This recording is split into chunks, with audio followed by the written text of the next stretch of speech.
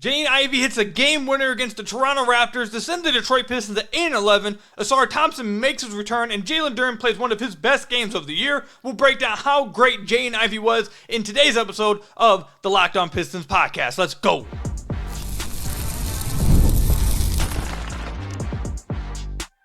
You are Locked On Pistons, your daily Detroit Pistons podcast, part of the Locked On Podcast Network, your team every day.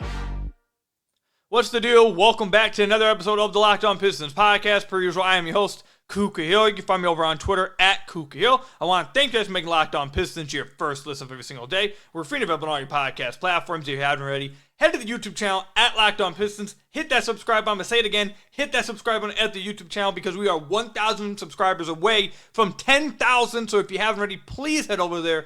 Hit that subscribe button. It's the best way to support the podcast. And also, you can leave us a 5-star review on whatever podcast platform you're listening to this on. That's another great way to support the podcast. And today's episode is brought to you by Game Time. Download the Game Time app, create an account, and use code LOCKEDONNBA for $20 off your first purchase. Later on, Ausar Thompson made his return to the NBA court.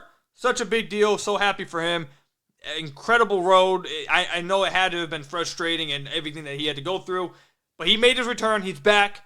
Jalen Duren plays one of his best games of the year. I personally think it might be his best game of the year. But first, we obviously have to start with Jaden Ivey, who hit the game winner against the Toronto Raptors to send the Detroit Pistons to 8-11. The score is 100-102. The Pistons break their losing streak. They did not have Cade Cunningham. He is going to be out. I take a guess, maybe another game or two. Once Cade Cunningham went down, everyone thought, and obviously myself thought, this is going to be a struggle. The Pistons might dig themselves a hole. And last game, it was really rough. And even in this game, the offense was not good. The offense was not good in this game, but we'll talk about it a little later.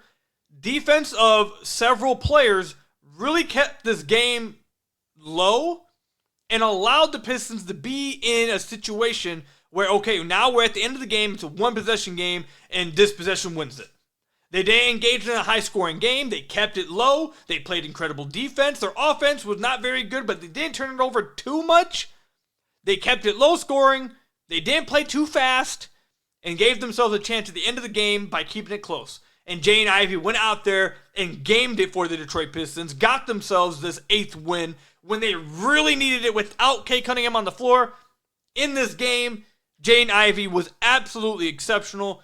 He had 25 points, 8 assists, 5 rebounds, 10 of 13 from the floor, 2 of 4 from deep, 3 of 6 from the free throw line. Him and Cade got to get the free throws together. But there's two stats I want to point out with Jaden Ivey, and one of them I noticed on the last recording. Yes, this is my second time recording. My system broke down apparently in the middle of the first one, so tough stuff. But I noticed it about 20 minutes ago, and then the other one I knew heading into it. The one I knew heading into it was he only had 3 turnovers in this game. That is absolutely big time. Remember, I've pointed out over and over on the podcast that with guys like Cade Cunningham and Jaden Ivey, you want them to be between 3 and 4 turnovers. Now, if they're below 3 or 4 turnovers, it's an absolutely exceptional game. But 3 and 4, that's where you want to aim for. With how much uses they have, how much is on their plate, with them being the only real creators for this team, the only real guys who can cause dribble penetration, make reads out of it, with all the stuff that's on their plate, they're going to turn the ball over. It's just what happens. They are going to turn the ball over. 3 to 4, that's where you want to be at. If there's more than that, probably not that great of a game. Less than that, exceptional. He was right at 3, which is even more exceptional for him because he was the only player, maybe another player for some stretches, which we'll talk about later, but the only player for the majority of the game that had any chance of breaking out of defense, just dribbling the ball, and making reads off a live dribble. He was one of the only ones left. There's one other player, we'll talk about him later, but Jaden Ivey was asked to do almost everything for the Pistons offensively. And the first half of this game, the Pistons were struggling to get into their half-court set. They couldn't even get past half-court. They had 14 turnovers, but even on possessions that didn't end in turnovers, they were getting into their offense with like 10 seconds left on the shot clock because they couldn't get the ball across half-court. It was bad. And for a second, it looked like they were heading towards a blowout. It was looking bad. They ended up winning the game, but the offense really struggled But all that mattered was they kept it close enough, and a guy who was incredibly efficient, that didn't turn the ball over himself, had enough on his plate, delivered at the end of the game when they needed him to deliver. And that is Jaden Ivey. Played absolutely exceptional in this game. The main question heading into this year was, can Jaden Ivey and Cade Cunningham play together? Can Jaden Ivey and Cade Cunningham thrive together? Can Jaden Ivey and Cade Cunningham thrive without one another? And each one of those questions have been check mark, check mark, check mark. The only one that maybe hasn't been check marked as much is whether they can thrive without each other, but that doesn't say so much more about either one of those guys. It's more so about the construction of the roster and not having anything else to help when one of them are off the floor. But as you saw in this game, Jaden Ivey played really well in this game versus the Toronto Raptors and was able to get the Pistons to win. Throughout the majority of the year, they both have struggled a little bit without one another, but again, that's more about the roster not having literally any other creation but them. So one of them leaves the floor, it's like, it's just over with. But each one of those has been check mark, check mark, check mark. And that is the main question that everyone, all offseason, the front office, the coaching staff, wanted to have answered. Both of them, Cade and Jaden, have a game winner within the first 19 games of the year. Would anyone have believed that before the year? The Detroit Pistons are 3-3 in one-possession games. I know it feels like they lose every close game, but they have not. They are 8-11, and almost every game they've played in has been a close game. They're not a great team yet. They're not even a really good team yet. But they're winning enough of these close games. Not only are they close, they're winning enough of these close games for you to say that they are learning, they are getting better, and for you to feel good about them. Jaden Ivey, I can't say enough how exceptional he was. And really, I want to end it with this. There were two shots at the end of this game that were absolutely 10 out of 10 difficulty. 10 out of 10. And I really don't feel like people at home are going to comprehend just how tough these two shots were. I think, actually, I take that back. I think one of them, people at home will give him credit for, and that's the game winner. The game winner, obviously, off wrong foot, hand on his arm, fading away, floater from about 10 feet, incredible touch. I think people will understand how tough that shot was because it was the game winner. But the shot before that one was such an incredibly tough shot Jaden Ivey hit, and I don't think people are going to understand it. He's going 1-on-3 in transition. It's about 50 seconds left in the game. He has three Raptors trailing. One of them right on his hip. Scotty Barnes, I believe Chris Boucher right behind, ready to pin this off the glass. Like, anyone watching, it looked clear as day. Yep, this is about to get pinned. Don't go up with it, don't go up with it, don't go up with it. You're about to get blocked. It looked clear as day, but he beat the initial defender. He's at the rim before everyone else, but he's getting sized up perfectly well. He goes up in the air. Guy knocks him off balance. Incredible body control to keep the ball intact and not, fly around or move off target. Incredible body control. Extends, gets the ball on the glass. Quick as hell. I mean, quick as hell. Before anyone, Scotty, Chris Boucher, could even get close to blocking it. And I'm telling you, everyone thought that was about to get swatted. It was right there. But he got the ball on the glass so fast, and what makes it even more tough is that you know how fast Jaden Ivey is. You know how quick Jaden Ivey is. Moving at that speed, extending the arm out with two guys trailing and one knocking you off balance, going at that speed to get the ball up on the glass and for it to not go flying off the glass, at the rim and then bounce back out. You know how incredible your touch has to be on that shot for that to happen? He got the ball up on the glass and it went straight into the rim. Like, again, I'm going to say it. You know how hard of a shot that, you know how much touch you have to put on that shot, how much body control you have to have on that shot to make that? That was an absolutely insane shot that he hit. And both of those shots at the end of the game showcased incredible touch by him. That game winner had to be incredible touch by him to make it. Fading away, hand on the arm, off wrong foot, fading. Like, that is just, those are just two back-to-back incredibly 10 out of 10 difficulty shots by Jaden Ivey. He finished this game playing exceptional. Obviously, the kudos player of the game. Again, it wasn't all just Jaden Ivey. We're going to give credit to others because others played really well defensively, and that was the main reason why the Pistons won. Their defense turned it up, and guys that they needed to turn up defensively did. But that, in result, gave Ivey the chance, because of how efficient he was throughout the night in a low-scoring game, that gave him a chance in a one-possession game to say, okay, here you go. We got it here. This is all we could have done.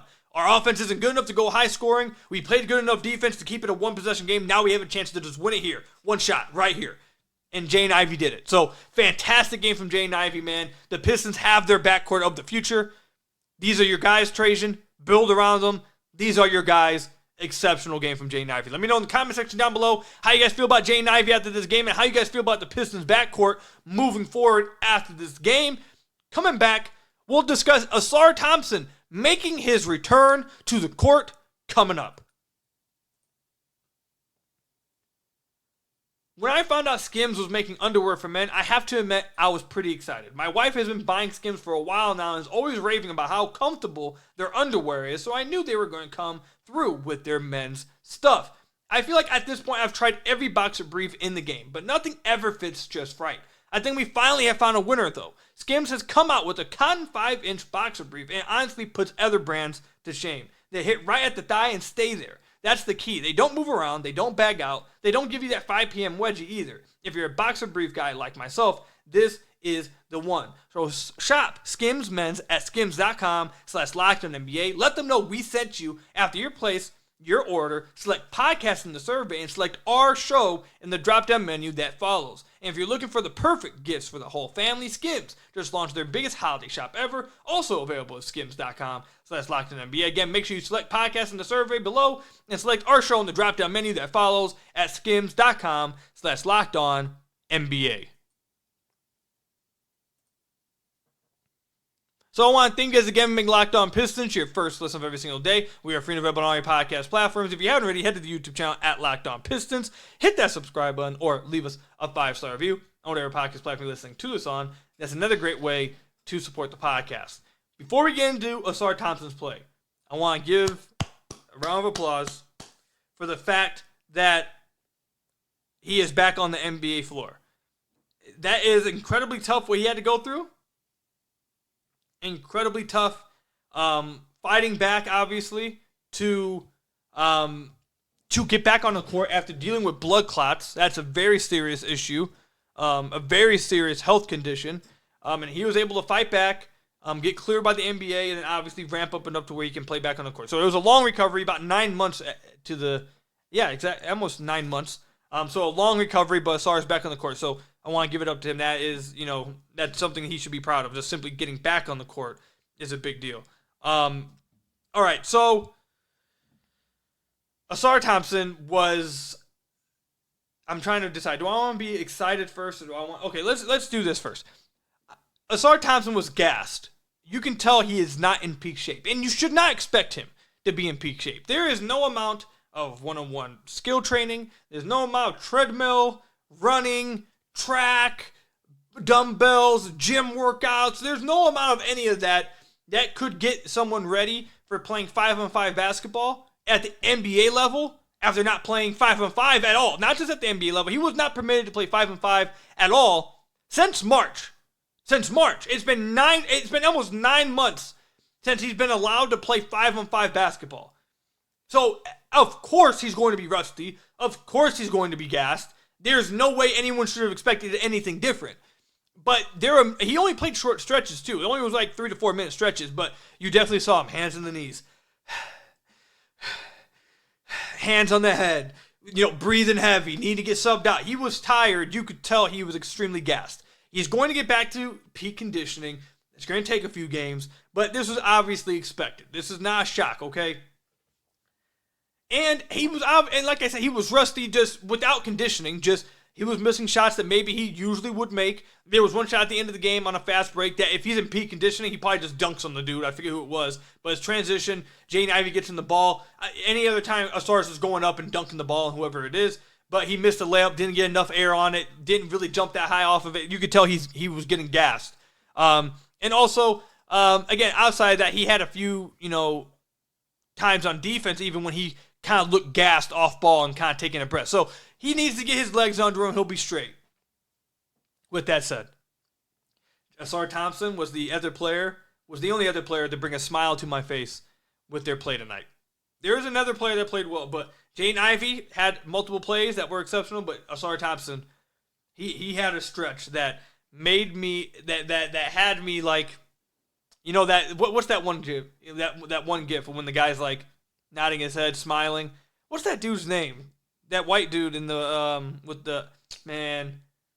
I forget. I think his last name starts with an S or a K. I forget who the actor is. Whatever. You guys know what gif I'm talking about. When he's just sitting there nodding his head and in a proud moment. Ausar Thompson had that in this game. Yeah, so Jaden Ivey, exceptional pass to the corner, to the right corner. Ausar Thompson hits a three. His form looks incredibly better. Incredibly better.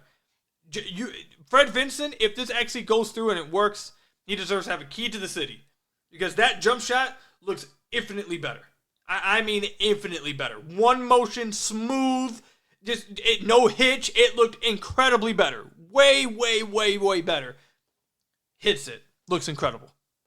Pistons come back down, get a stop. Ausar Thompson gets the rebound, starts pushing in transition. As he's pushing in transition, he is going full speed, and he is directing guys where to go. He tells, hey, Malik, I think it was Malik. He was telling him, go corner, go right corner. And then he's telling Tobias, move over, because he sees, again, if you've been listening to the podcast for a while, I've told you guys that Ausar Thompson, not only does he have incredibly high processing, he has incredibly high anticipation. He knows where the defense is going to be. He sees plays before they develop. He knows what's going to be open. He knows what's coming, which is great as a playmaker and as a ball handler. So this is not in the half court setting. This is all within like 3 seconds. Within 3 seconds, him going in transition, telling guys, hey, over there, trying to move them over off a live dribble because he knows Jalen Duren's trailing. And he sees Jakob Poeltl kind of just backpedaling. Not going to be able to stop Duren if he's running full speed. And as soon as Duren gets to even level with Jakob Poeltl, Ausar throws a no-look lob to him in the paint, slam dunk, Toronto calls a timeout. When I tell you that stretch almost had me getting out my chair, that stretch right there was so exciting, was just a fun basketball stretch. Whether you're a Pistons fan or not, that was just a flat-out fun basketball stretch by Ausar Thompson. And that right there is what he can bring and should be bringing to this team. Needed secondary playmaking and creation. And it wasn't just on that play, even though that stretch was incredible. Multiple times tonight, you saw Ausar Thompson leading the half-court set offensively, creating in the half-court, running pick and rolls, getting guys set, kicking out the shooters. He had 4 assists in 16 minutes of action in this game. He had multiple great kickouts. You could see that JB, and I'm going to be so excited if this is indeed the case, and it's going to continue to happen, that JB is going to put the ball in his hands and he wants him to have on-ball reps. If that happens, after I've been begging for it all offseason, and I've been saying just use him a little bit more like he was at OTE. At OTE, he was used as their point guard. That's why you draft him so high, because he has that ball handling, playmaking vision, and ball handling chops. Use him like it. Along with his incredible athleticism, I saw a friend of the podcast, Matt Griffin, he tweeted out a gif of Andre Iguodala. Like, that should be who Ausar Thompson is. Andre Iguodala, that should be Ausar. And now if he can be better than Iggy in the long term, I mean, that would be fantastic as well. But that is who Ausar should be. A guy who can handle the ball, handle half-court sets, run the pick and roll, incredible defense, switchability, incredible passer, insane athlete, hit the corner three. You know, that's who he should be. And even in his first game back, where he shot 2 of 8 from the floor, where he looked gassed at numerous times on the floor in this game, even within that game, you saw the flashes of why people like myself were so high on him, and you saw why the Pistons are so high on him. This was, I think, all things considered, with it being so long since he played basketball, with him being so rusty, with him being so gassed, all things considered, this was a really good debut from Ausar Thompson. You saw the on-ball chops. The ball handling looked a lot better. The playmaking looked good. The defense looked good. The outside shot, the form looked good. Again, he's going to get better. He's going to get more energy. He's going to finish more shots that he usually would make. That's all going to come once he gets his legs back under him. Give him some time, okay? Let's give him some time. But all things considered, I think he showed in his limited amount of time. Also, they closed with them. They brought him in with about 2.5 minutes left to play defense on RJ Barrett. I would have put him on Scotty. I thought he definitely should have been guarding Scotty. The Pistons went with Tobias on Scotty and put Ausar on RJ. I think that was more so because they were running pick and rolls with RJ to get Malik Beasley or a THJ onto Scotty. So I think they put him on RJ expecting them to go to that pick and roll, and then Toronto kind of just went away with it once that happened and just went with the Scotty ISOs. And Tobias did a fine job, but once that happened, I probably would have just put Ausar on Scotty. Either way, it worked out. But my overall point is they trusted enough to close those final few minutes outside the final play. The final play came out, but had the closing minutes in his first game back. Pistons won the game. He showcased a lot of fun stuff. It's going to get a lot better, but man, Ausar Thompson's back, and I think that when Cade gets back, you have Cade, Ivey, and Ausar. This is going to be, I'm getting excited thinking about it. This is going to be fun. This should be a lot of fun, and the Pistons should be a lot better now that they have their 5th overall pick, their future star wing back in the lineup. I'm telling you, this dude, Ausar Thompson, he is, I was so happy with what I saw from Ausar. All things considered, I was happy with what I saw. I'm so happy that JB was giving him on-ball reps. You guys don't understand how excited I was seeing how he was using him on ball in the half court. I loved it. And I can only imagine once he gets up to playing around 30 minutes a game, maybe gets put into the starting lineup, closes more games. Like, I with Cade and Ivey on the floor, with I'm excited, man. I can't wait to see it. Let me know what you guys think about Ausar Thompson's first game back. Are you excited based off what you saw? How did you feel about that stretch that I detailed in this game? Again, let me know in the comment section down below or over on Twitter at Kukiel. Coming up, Jalen Duren has been receiving quite a bit of criticism for his defense, and he responded with what I believe is probably his best game of the year. Get ready to tackle the NFL action with FanDuel, America's #1 sportsbook. Because right now, new customers can bet $5 and get $150 in bonus bets if you win. The FanDuel Sportsbook app gives you everything you need to place live bets on the NFL all in one place. So when you get a hunch in the middle of the game, you can check out the latest stats, view live play-by-play, and so much more on the same page where you place your bets. Just visit FanDuel.com to join today. You'll get started with $150 in bonus bets if you win your first $5 bet. And as I've told you guys many times before, I've tried out FanDuel for the last few years. I haven't stopped using it. I just used it as recently as today. It's incredibly fun, super self-explanatory, but again, most importantly, super fun to use. You can get started over at FanDuel.com with $150 in bonus bets if you win your first $5 bet. Never waste a hunch and make every moment more with FanDuel, an official sportsbook partner of the NFL.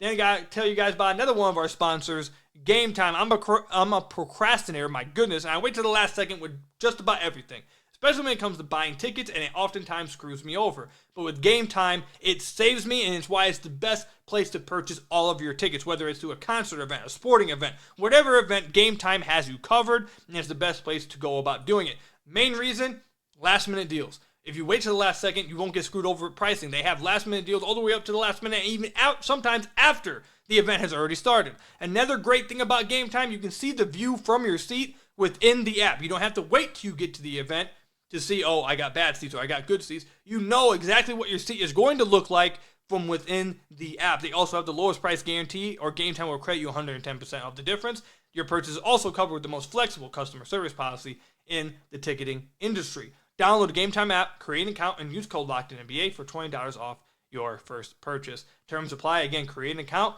and redeem code LOCKEDONNBA for $20 off your first purchase. Download Game Time today. What time is it? Game time. So I want to thank you guys again for making Locked On Pistons your first listen of every single day. We are free and available on all your podcast platforms. If you haven't already, head to the YouTube channel at Locked On Pistons. Hit that subscribe button or leave us a 5-star review on whatever podcast platform you're listening to us on. That's another great way to support the podcast. Jalen Duren has been receiving a ton of criticism over the last few days, really over the last week, because of how much he has struggled defensively this year, and because of how there's such an on-off difference, according to the net rating, according to the numbers, of how the Pistons look with him on the floor versus how they look with Isaiah Stewart on the floor. It's a big swing. They've been much better with Stu on the floor so far this year than Jalen Duren, and over the last few days, it even swung to where the offense, according to the numbers, was better with Stu on the floor than Duren. Now, people like myself have said that it's a tough situation because you don't want to give up on Jalen Duren, He's incredibly talented offensively, has a lot of potential, but you also want to do what's right by the team, which is why in a perfect scenario before this game, you'd love for the Pistons to maybe be able to play him as the backup and have a veteran that can provide what you need right now to win games while you still provide Jalen Duren with the minutes and allow to develop him until he's actually ready to do so. That's what I think that would be the perfect situation before this game. Obviously, we'll get to how great he was in this game, but that was the context leading up. That was the talk of the town. There were some Pistons fans screaming, trade him, we're done with him. There were some Pistons fans saying, oh, just be patient, who cares about winning, let's just develop. And it really is a tough situation leading into this game. Because Isaiah Stewart is better in his role now as a backup 5. So do you really want to move him to the starting lineup? And how will Jalen Duren take that? Do you just want to grow with him? But then if you let him just play in the starting lineup and he continues to struggle defensively, then you're hurting the team. What is it? It was a tough situation. And I understand why the conversation was being had. I was having the conversation. It was a worthy conversation to have. But Jalen Duren absolutely responded how you want him to respond. This is how Jalen Duren needs to perform. This is what Jalen Duren is capable of doing. This is what he's capable of being. And if he is this, as I said all offseason, he is the future big man for the Detroit Pistons. But he has to do this more than one game every month. However, this, for me, is the best game of the season. He only had 13 points. He only had 12 rebounds. He only had 7 shots. So you're probably wondering, why is this the best game of the year? It's not gaudy numbers. One, the Pistons do not need gaudy numbers from Jalen Duren. What they need from him is to be a physical rim deterrent.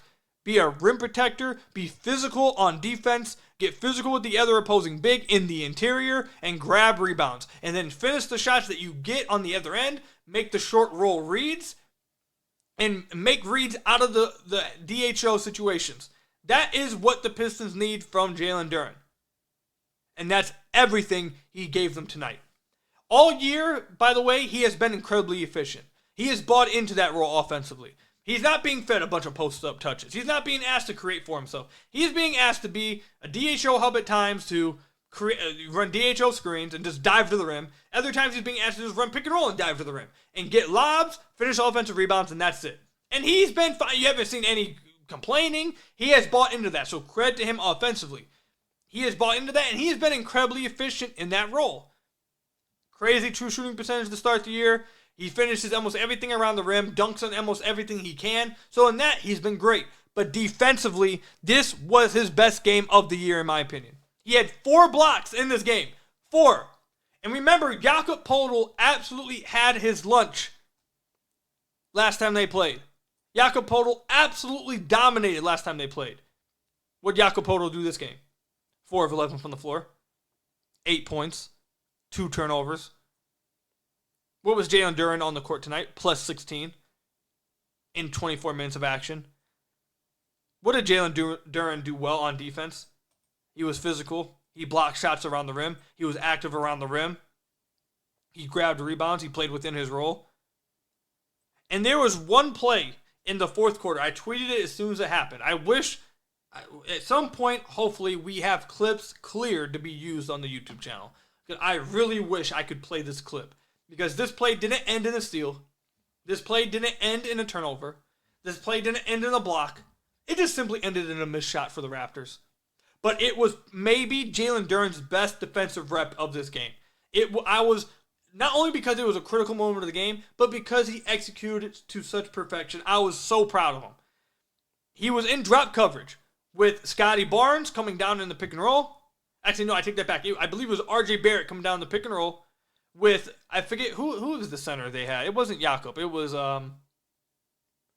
it might have been, it was either Jakob or Bruno Fernando. But either way, on the right wing, comes around to the right side. Duren is in drop coverage. And one of the main issues Duren has had so far this year in drop coverage is understanding angles, understanding how high and how low he needs to be on a given possession. And all that comes to feel, IQ, and just reading the play. And oftentimes he'll find himself too high and the guy slips behind him for a lob. He'll be too far back. Guy gets an easy floater or a layup off. He gets too late to react into it. Or either his hands aren't active enough and they slip a bounce pass and they get behind him. It's all about angles and feel within drop coverage, knowing where to be, when to come up, when to go back, what positioning you need to be. It's all about, that's where it's all about.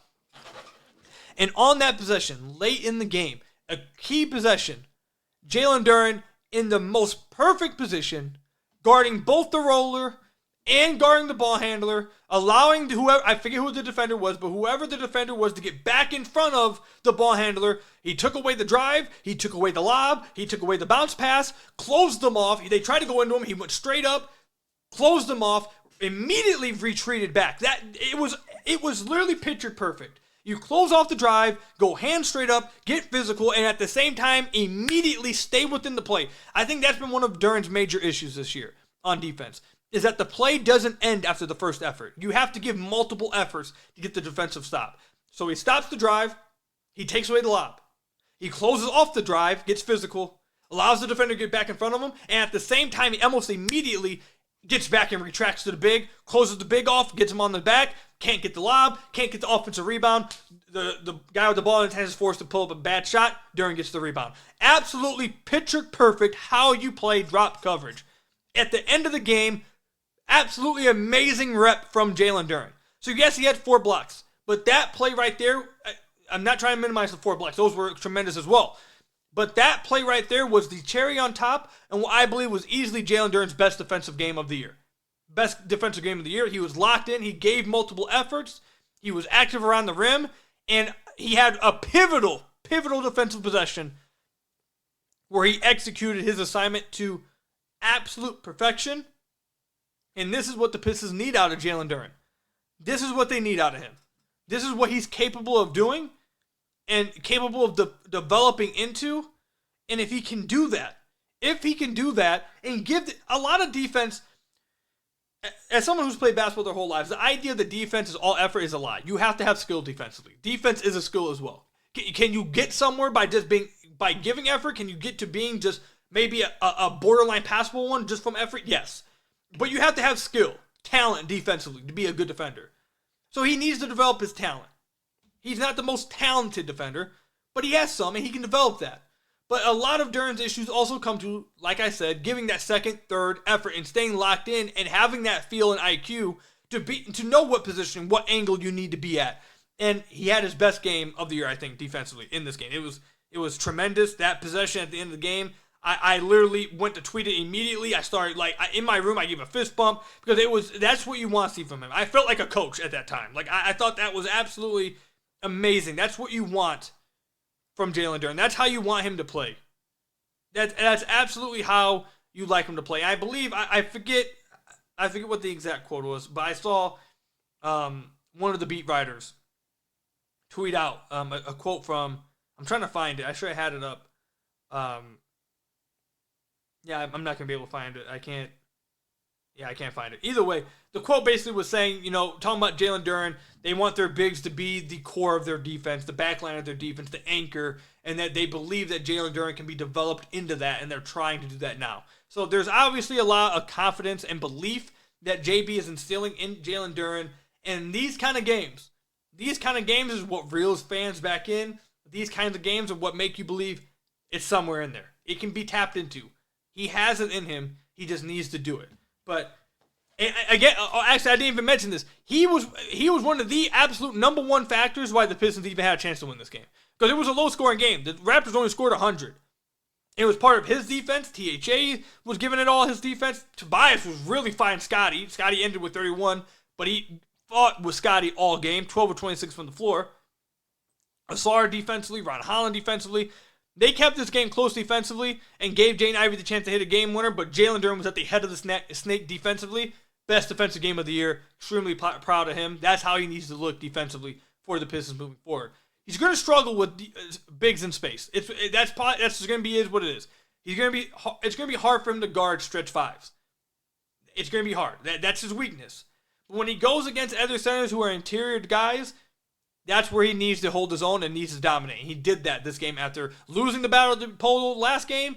He did it this game and was a main reason why the Pistons won. So credit to Duren. He played exceptional. But that's all I've got for you guys today. Hit that subscribe button down below if you listen to this on YouTube or watching this on YouTube, leave us a 5-star review. If you're listening on any podcast platform, I want to thank you guys for making Locked On Pistons your first listen every single day. Subscribe to the YouTube channel, please. We're on our way to 10,000 subscribers, just 1,000 away. I really would appreciate it. Until next time, I'll see you guys later. Stay safe out there. Till next time, peace out.